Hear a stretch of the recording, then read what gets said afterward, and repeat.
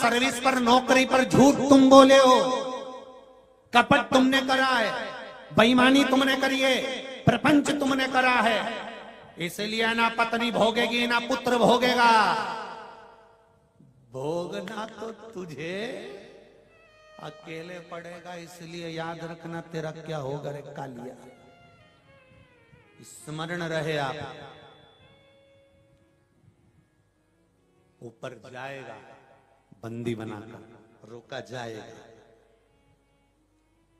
रोएगा।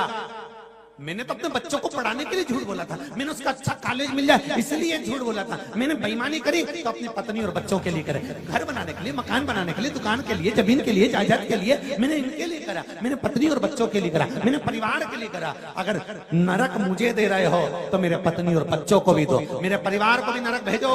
तो परमात्मा कहेगा, यम के दूत कहेंगे, झूठ तूने बोला, बेईमानी तूने करी, छल तूने करा, कपट तूने करा, जो खाएगा पेट उसी का भराएगा, इसलिए जो बोलेगा नरक। तो जीजियों तुम चिंता मत करना, तुम तो चिक चूड़ा मूड़ा बांध के डेंटिंग पेंटिंग कर अपने कहीं करना कि पूरा जमाना तुम्हारी सुनता हो,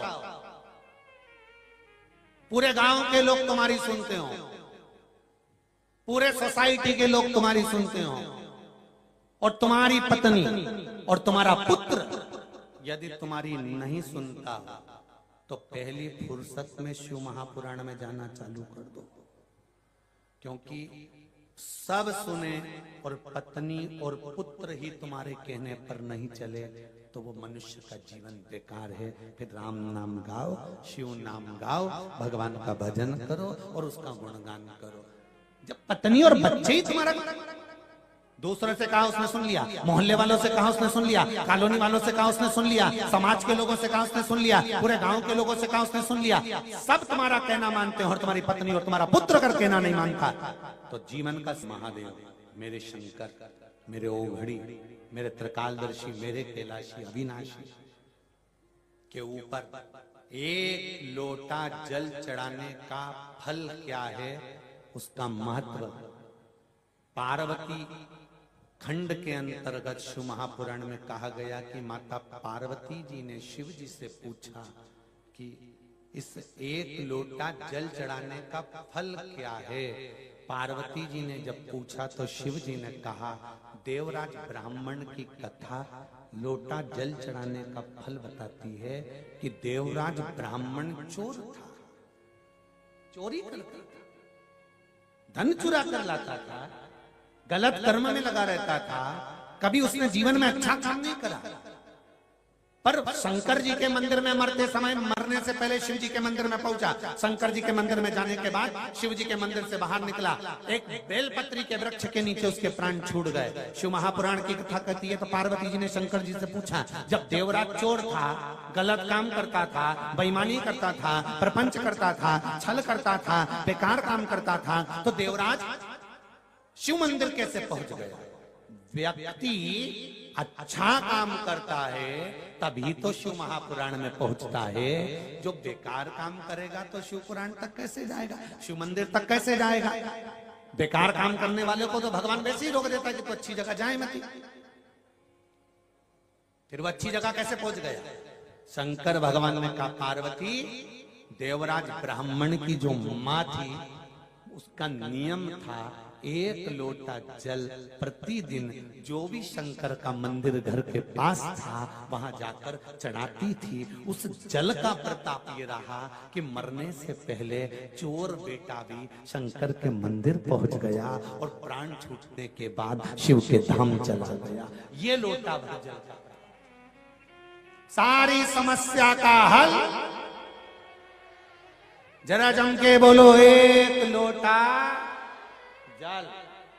ऑफिस जाओ तो चढ़ा कर जाओ, दुकान जाओ तो चढ़ा कर जाओ, घर से जाओ तो एक लोटा जल चढ़ा कर जाओ। घर का एक एक बच्चा अगर एक लोटा जल चढ़ाता है तो उसके ऊपर शिव को एक बहुत सरल भाषा में इस कथा को और अच्छे से ले लो। किसी की शादी में तुम जाओ, और तुम जाओ रोटी खाओ चाहे मत खाओ, पानी पियो चाहे मत पियो, पर जिसने बुलाया है तुम उससे मिलकर आओगे कि नहीं आओगे? अरे बोलो जम के, मिलोगे ना? कि भाई हम भले खाना नहीं खाए, टाइम नहीं, हमारे पास समय नहीं है, अब शादी में आए तो हो, पर एक काम तो करोगे ना? क्या?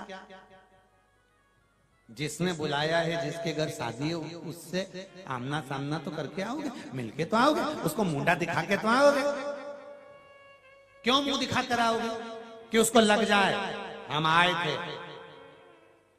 उसी तरह तुम पंचाक्षर मंत्र बोलो मत बोलो, तुम षडाक्षर मंत्र बोलो मत बोलो, तुम नमः शिवाय बोलो मत बोलो, तुम श्री शिवाय नमस्तुभ्यम बोलो मत बोलो, तुम कथा सुनो मत सुनो, पर एक काम करना, जैसे शादी में तुम खाना खाओ चाहे मत खाओ, पानी पियो चाहे मत पियो, पर जिसको पहचान बन जाए उसकी पहचान करना।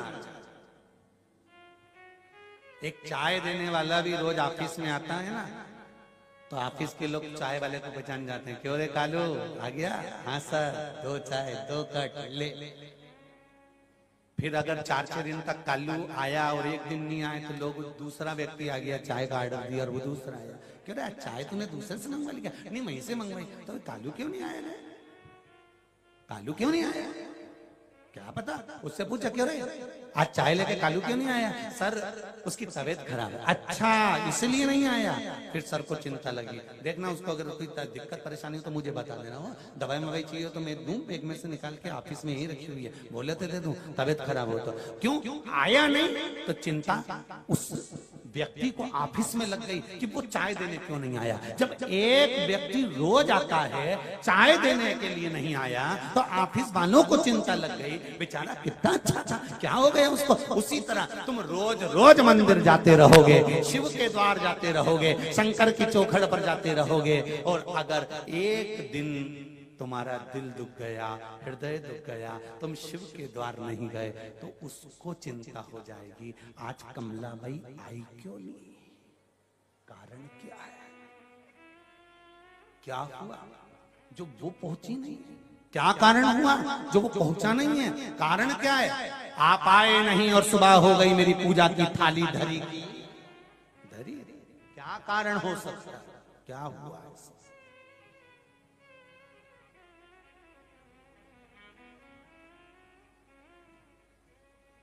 मेरे भोले तेरा सहारा है, मेरे भोले तेरा सहारा है, मेरी नैया का तो किनारा है, मेरी नैया का तो किनारा है। क्यों नहीं? जीवन में मनुष्य का शरीर है, मानव की देह है, दुख आएगा सुख आएगा, पर दुख आए तो घबराना नहीं, इधर उधर भटकना मती, माथा इधर उधर भड़कना नहीं कि कभी यहाँ चले गए कभी वहां चले गए। अपने को तुम, फिर निवेदन कर दूं आपसे, पड़ोसन को कितनी भी चाय पिला लो, पड़ोसन को कितना भी अचार खिला दो, पड़ोसन के कितने भी पापड़ खिला दो, पर पड़ोसन कभी अपनी जायदाद का हिस्सा तुम्हें नहीं देगी। और सागर की अगर पड़ोसन हो और देती हो तो हमें भी बता, इसमें कोई दिक्कत वाली बात